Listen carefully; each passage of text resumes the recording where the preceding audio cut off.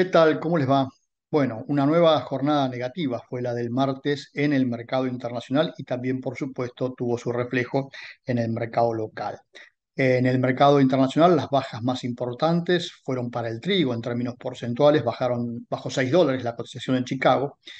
Y esto tiene que ver con las diferencias que hay, por ejemplo, en el caso del famoso corredor granario que le permite a Ucrania seguir exportando. Según los rusos, se habilitó solo por 60 días. Ucrania informó que logró la autorización de 120 días a través de la gestión de Naciones Unidas. Habrá que ver cómo sigue esta historia. Paralelamente hay conversaciones, según se dice, en la visita que Xi Jinping está haciendo a Rusia entre el líder chino y Putin para que Rusia se convierta en proveedor de trigo de China. Y si esto ocurre, lo sacaría a China del resto de los posibles oferentes de trigo en el mercado internacional. Por supuesto, el maíz, de alguna manera en simpatía con el trigo, también tuvo bajas este martes de alrededor de $2. Fueron menores a las del trigo, pero también terminó bajando.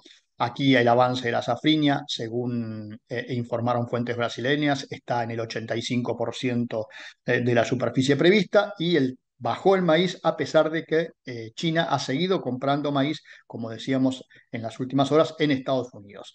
En el caso de la soja, la baja fue de $5 en el mercado, entre $5 y $6 en el mercado internacional. Se está a la expectativa de que diga la Reserva Federal respecto a la tasa de interés en Estados Unidos. Seguramente el anuncio se hará este miércoles. Y en cuanto al avance de la cosecha en Brasil, ya ha cubierto un 63% de la superficie y sigue siendo la posibilidad de una super cosecha de más de 150 millones de toneladas una realidad cada vez más cercana. En ese contexto, para destacar en el mercado local, este martes es que da la sensación, como se están comportando los precios y por las versiones que hay en el mercado, que la idea de un nuevo dólar soja, una nueva edición del dólar soja, va quedando atrás. Si miramos los precios de cierre del martes, vamos a comprobar que la posición abril cayó $2, cerró alrededor de $392. La posición mayo cayó $1, cerró alrededor de 387, pero la posición julio, que es donde estaba la brecha grande, porque se suponía que, o se supone que si aparece un dólar soja, probablemente tenga mucho más impacto el mayo. Les decía, mientras que la posición mayo bajó $1,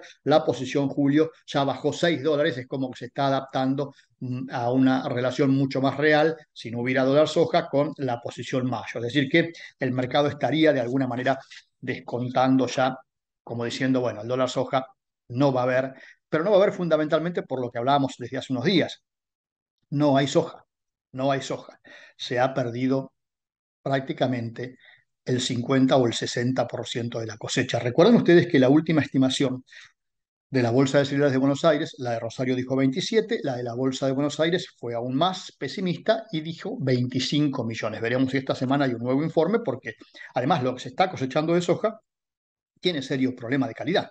Eh, ya no es secreto para nadie, los productores están subiendo o enviando por distintos medios fotos de lo que son los granos de soja cosechados y la mayoría tiene una gran cantidad de grano verde, grano quemado. Es decir, hay realmente una complicación muy seria en cuanto al poco volumen y a la muy mala calidad de la soja que se está cosechando. Y yo pensaba, eh, ¿hay diferencia entre un productor de soja, uno de maíz y uno de trigo? Y la verdad es que sí, la verdad es que sí, por ejemplo. Y ni que hablar de los productores ganaderos o los tamberos o los productores de cerdos, ¿no?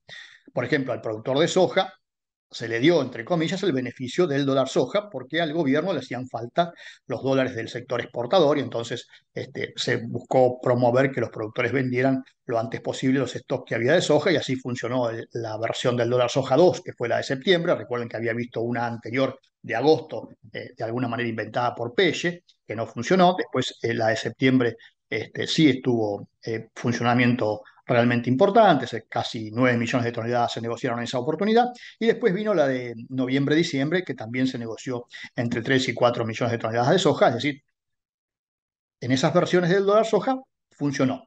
A ver, funcionó para el objetivo del gobierno de ese momento, para que los exportadores hicieran un muy buen negocio, para que algunos productores también pudieran aprovechar esta oportunidad, pero lo concreto es que se terminaron comiendo de manera anticipada los dólares que iban a venir después y que ahora no están. El problema es que ahora no hay soja, pero con el trigo y el maíz también se perdió la cosecha. La diferencia está en que los derechos de exportación de trigo y maíz, de trigo prácticamente 9 millones de toneladas y de maíz alrededor de 10 millones de toneladas, los derechos de exportación se liquidaron ya, porque recuerden ustedes, cada que se hace una declaración jurada de venta al exterior, se deben pagar los derechos de exportación, es decir, que el Estado ya recaudó gran parte de lo que se iba a recaudar por las exportaciones de ese producto, pero lo cierto es que ahora el Estado lo que buscaba, el gobierno en este caso, que administra el Estado, era que no se recalentaran los precios internos, porque si los exportadores tenían que salir a cumplir con los embarques de trigo y después de maíz y no estaba la mercadería, o los productores en la poca mercadería que había trataban de retenerla, los precios lógicamente iban a subir porque también estaba la competencia natural con el consumo interno. Entonces, como ustedes recordarán, tanto en el mes de noviembre, por allí, y ahora hace unas semanas atrás, el gobierno le dijo a los exportadores: muchachos, tiremos todo para adelante, no cumplan con los embarques, quedará pendiente, le damos más plazo, 360 días, 180 días, según lo que corresponda. Y sacaron una serie de resoluciones para permitirle a los exportadores patear para adelante los embarques de trigo y de maíz. Es decir, para que no se cumpla, para evitar que los productores, que aquellos que pudieron cosechar, es cierto, solamente los que pudieron cosechar, recibieran por su trigo y por su maíz un precio más alto, porque el precio más alto se iba a dar por la competencia. De hecho, yo no me canso de repetirlo casi a diario. Diego Cifarelli nos contaba los otros días que como los productores no tienen maíz ni soja para vender, están vendiendo el trigo, entonces a la industria molinera el hecho de que estén cerradas las exportaciones también lo beneficia y está consiguiendo un trigo que pensaba que le iba a ser dificultoso conseguir. Entonces yo me puse a revisar algunos papeles, digo, che, eh, también es cierto que en las normas, en las resoluciones que sacó la Secretaría de Agricultura, si bien de manera confusa, les dice a los exportadores: bueno, ustedes tienen este beneficio de poder patear los embarques para adelante, les autorizo, les pido en realidad les dice están obligados a, pero bueno, vamos a ponerlo en otros términos. Les digo que este beneficio que tienen ustedes se los trasladen a los productores. Es decir, aquel productor que les diga a ustedes que no puede cumplir con los compromisos de entrega de trigo, de maíz, porque estuvo afectado por la sequía, no le carguen con multas, no le carguen con sanciones, porque encima de tener el problema de haber perdido la cosecha, tiene que pagarles a ustedes una sanción que además no les corresponde porque ustedes no tienen que cumplir con el embarque, no tienen que cumplir con ese compromiso de mercadería de entrega que el productor no le puede entregar, siempre y cuando, insisto, haya sido afectado por la sequía. Dicho esto, suena, bueno, era la lógica, ¿no? Es cierto que después en las normativas la Secretaría de Agricultura se enredó, miró para otro lado y cuando, por ejemplo, el sector acopiador le pedía aclarar que tiene que ser a toda la cadena esto, se hizo la tonta, miró para otro lado y nunca lo aclaró. Pero sí es cierto que existe esa norma. Pero además es cierto que cuando yo miro las resoluciones, la de trigo y la de maíz, prácticamente están calcadas, porque en realidad la argumentación era más o menos la misma. Habla de la sequía, y dice que, bueno, que como consecuencia de la gran sequía, que afecta toda la historia de que ya conocemos, y dice que entonces hay que cuidar el negocio. Y hay una frase dentro de esto que, frente a la situación extraordinaria, excepcional, se considera necesario el cuidado de todos los agentes intervinientes en la cadena del comercio de granos. Es decir, la Secretaría de Agricultura justifica el roleo de las exportaciones, que insisto, beneficia al sector exportador porque no lo obliga a cumplir, pero a su vez perjudica a los productores porque saca un sector fundamental de la demanda, lo justifica diciendo que hay que cuidar a todos los agentes comerciales. Estamos hablando de trigo y de maíz. Y también reconoce en la nota, por ejemplo, en la resolución, perdón, que en la de maíz claramente lo dice, que en el mismo sentido el Centro de Exportadores de Cereales formalizó una presentación con fecha 7 de febrero en este caso, detallando la problemática. Es decir, dice la Secretaría de Agricultura de mi amigo Valijo que la Secretaría de Agricultura accede a este pedido porque los exportadores se lo pidieron. Entonces los exportadores le dicen: che, no me hagas cumplir con las exportaciones de maíz porque tengo que pagar un precio que me resulta absolutamente económico. No puedo salir al mercado a pagar en el mercado interno más de lo que vale el maíz en el mercado internacional. Voy a perder, entonces no lo puedo hacer. Se pone en riesgo el consumo interno, te va a subir el precio en el mercado local. Cerrá y decime que no tengo que cumplir las exportaciones. Y Valijo y su equipo cumple de Buchailot y todos ellos cumple y les da a los exportadores la prórroga. Eso en trigo y el maíz. Ahora, también se perdió la cosecha de soja. ¿Eh? La cosecha de soja, 25 millones de toneladas, dice la Bolsa de Buenos Aires, 27 dice la de Rosario. Es decir, che, y para los productores que no pueden entregar la soja, ¿no hay nada? Solamente nos vamos a ocupar de los exportadores de trigo y de maíz, pero a los de soja les decimos, bueno, ya les dimos el dólar soja, che, arréglense con el dólar soja, ahora esta la van a tener que pagar. Entonces, si no tienen soja, para cumplir los compromisos que ya tienen con los industriales aceiteros o con la exportación, yo no los voy a ayudar, les dice el gobierno. Y los deja en banda. Es cierto que hay 6 millones de toneladas de soja o 5 millones de toneladas de soja negociadas con anticipación, muchas de las cuales no se van a poder entregar porque están precisamente con las razones de la sequía, igual que el trigo y el maíz. Claro, el gobierno no va a limitar las exportaciones de aceite de soja, de harina de soja, eso olvídense. Al contrario, abrió las importaciones lo más posible para que entre toda la soja importada por el régimen de admisión temporaria. Ahora, no dice, che, a los productores que estuvieron castigados por la seca y que es demostrable que lo están castigados por la seca y no pueden cumplir con estos 5 millones de toneladas de soja que, por lo menos una parte, ¿no?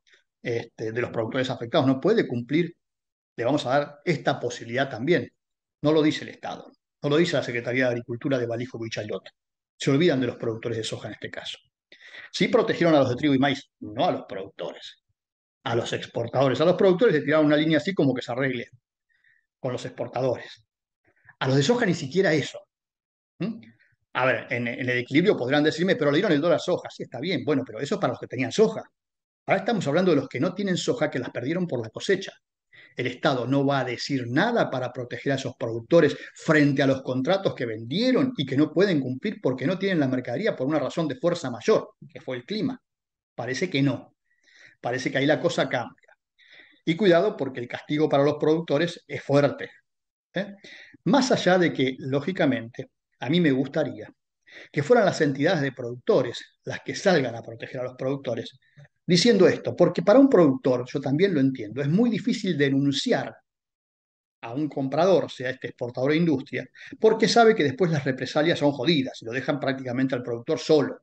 Entonces sería bueno que las entidades de productores hicieran causa común y salieran ellos, ¿eh?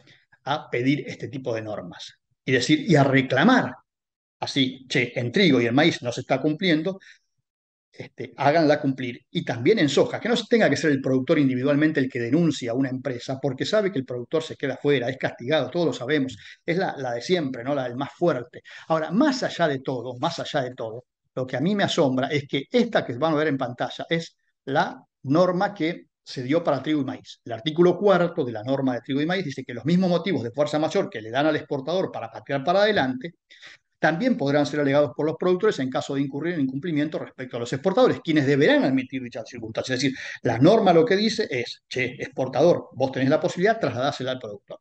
No lo han cumplido todos, lamentablemente. Nadie se encarga de hacerlo cumplir y es muy difícil, insisto, en la pelea uno a uno, es decir, la pelea de un productor que le va a decir al exportador, vos no me cumpliste y lo denuncia. A ver, porque todos sabemos que hay represalias por eso.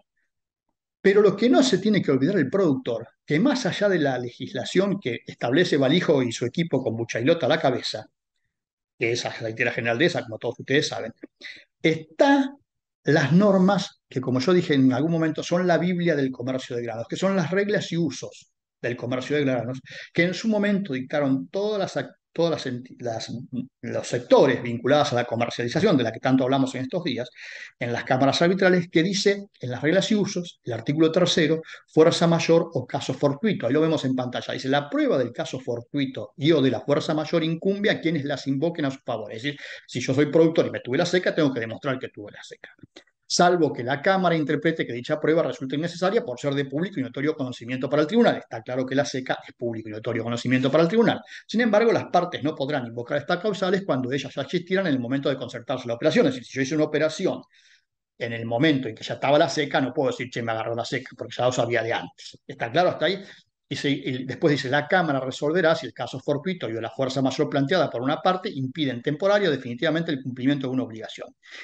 Si es temporaria, determinará el plazo en el cual deba considerarse prorrogado el contrato y la forma en que se distribuirán los perjuicios y o gastos ocasionados por la demora en el cumplimiento. Si la imposibilidad de cumplimiento fuera considerada definitiva, podrá declarar la resolución del contrato sin culpa del obligado. El obligado en este caso es el productor. Dicho esto, la gente que lamentablemente fue castigada por la seca y no pueda cumplir con los contratos de venta anticipada, así como fue del trigo, del maíz, más allá de que Vallejo se olvide de los productores de soja en este caso, los productores de soja también pueden invocar esta cláusula que existe en las normas, en las reglas y usos del comercio del grano y que fueron firmadas por todos los sectores, inclusive los compradores. Esos que ahora miran para otro lado cuando tienen que cumplir esta norma. Pero los productores y las entidades de productores no pueden desconocer esto y no pueden no decírselo a sus productores, porque si no sigamos tirando para un lado, que es el lado del gobierno, que les encanta tirarle, y está bien que le tiren cuando el gobierno hace mal las cosas, pero no miramos a quien tenemos sentado al lado de la mesa, que a veces es el principal causante de muchos de los males que afectan a la producción. ¿Por qué? Porque ellos hacen su negocio, y su negocio es siempre legal. Alguno me podrá decir es inmoral, no es ético, lo que quieran, pero es legal. Ahora, también es legal que se apliquen estas normas que les acabo de contar, más allá de lo que diga Balijo y Buchayón. Si Balijo y Buchalón se dan cuenta que también tienen que salir hoy en auxilio de los productores de soja que perdieron todo por la seca, las reglas y usos del comercio de granos están para eso, para que en este caso los productores las utilicen. Por supuesto, para utilizarlas hay que conocerlas. Hasta mañana.